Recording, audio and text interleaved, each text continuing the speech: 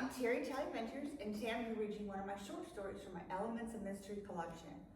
I've written over 118 short stories, one for each of the named elements in the periodic table. Today is number 3, Lithium. It's an excerpt from my novella, Luke's Lithium, in the Carbon Copy series. Oh crap, it's shop day? Luke dreaded his appointment at TerriTalley's medical facility. Sitting in the waiting room, he glanced at the magazines on the coffee table and wondered how they kept timely copies.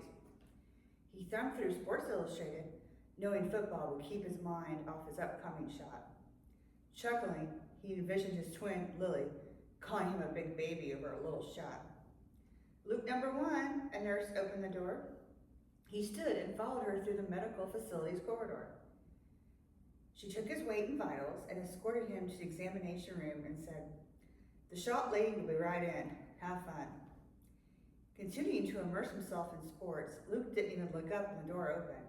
He just said, "You must be the shop lady. What a crappy job." Then he looked up and froze with shock. A thrill shot through him. "Oh, thank you, God, it was her, his dream girl." Gretchen stared at Luke with equal intensity. Her beautiful round face glowed under a wild array of golden curly hair.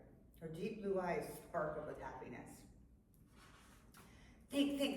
Say something funny and clever to make her laugh. But his mind drew a blank. She broke the ice first. This job has its perks, though. Like watching grown men cry like babies over a silly little shot. Oh shit, don't cry, dude. Be a man. Grow a pair. Why do I have to come here all the time and get this stupid shot? He sat on the examination table complaining. The sterile white paper crinkled with the slightest movement of his butt, and he adjusted his position in a futile attempt to get comfortable. We must carefully monitor Luke's lithium intake. Too much lithium can be lethal, the nurse explained. She doused a cotton ball with rubbing alcohol, then rubbed it onto Luke's shoulder to clean the skin for the injection. Luke's lithium? That's scary. Why do we get these shots anyway? He asked, trying not to act like a big baby about getting pricked with a needle in front of this cute, voluptuous nurse. Her ample bosom spilled out over her teal medical scrubs. Fantasizing about her big, bouncing breasts kept his mind off the impending stick of the needle. He discreetly adjusted his growing groin. It keeps the crazy away, she explained, making eye contact with Luke. With a shy smile, she blushed. Luke's chest tightened. This young woman had the most beautiful eyes he'd ever seen, and that was saying something, considering what he'd been told about his own eyes. Her golden curls framed a perfect face with a flawless complexion and a movie star smile. Luke's lithium keeps the crazy away, he slowly repeated. That doesn't sound very technical for a nurse. He tried to keep his mind off the obvious attraction. Well, I'm not really a nurse. TerriTalley just trained me for this task.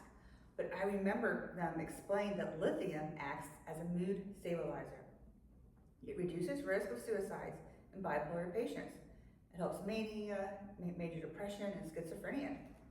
Gretchen held the syringe up to light and flicked aside with her middle fingernail. Good to know that I won't go schizoid in the middle of the ocean.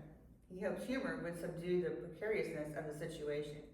Imprisoned against his will on a cruise ship somewhere in the Caribbean, with 5,000 other clones. Unable to keep from staring at his beautiful nurse in training, he asked, "Are you one of us?" "Yes, I'm an original actually. My name is Gretchen. I'm Swedish, but I spent a lot of time in the States." She held out her hand to shake his. "I'm Luke. I'm an original too. My twin sister Lily and I were both cloned, but she's not on this ship.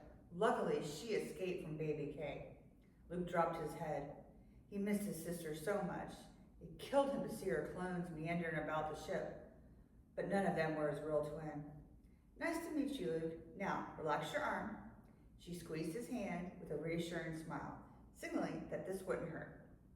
Grabbing the needle, she pricked him in the arm and depressed the lithium-filled syringe into his shoulder blade. Ouch! Can't Luke's lithium be a pill instead? You wish, big baby. TerriTalley administers different doses for all the males based on body weight and other technical stuff. Gretchen removed the needle and immediately applied a cotton ball with pressure. Here, hold this tight on your arm. Wait a minute, only dudes get these shots? That's sexist. Luke stood and held a cotton ball on his arm. His hand brushed Gretchen's. A longing flooded through him to touch more than just her hand. You know, you're kind of cute. I should have administered this injection into that hot ass of yours, she said. With her flirtatious swing of her hips, she sashayed to the corner and grabbed a Band-Aid. Surprised by her boldness, he blushed. Say something, grow a pair.